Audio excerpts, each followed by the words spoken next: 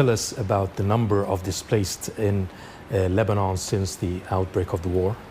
عندنا 4 أنواع من النازحين.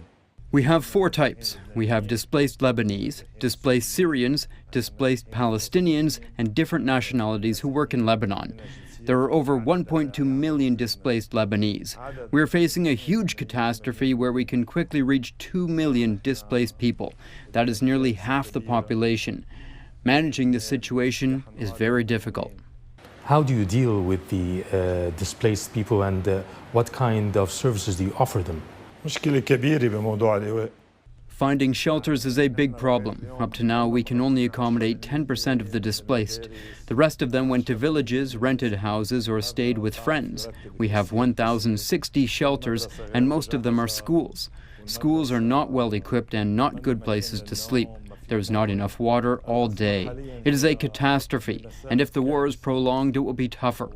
We need to receive and distribute supplies quickly, especially in rural areas and the south, where it is more difficult to reach. Lebanon is going through a tough financial situation. What kind of financial support or any kind of support do you get? China gave the Ministry of Social Affairs $1 million on the first day of the crisis. This was delivered to 10,000 families in South Lebanon. China will also supply medical aid and other humanitarian aid. There is also aid from other countries, some Arab states, some from Russia, and some from Europe. We've seen today, just before the interview, there was an air raid on Beirut in the southern district. How can you describe the Israeli attacks on Lebanon? القصف الإسرائيلي على لبنان.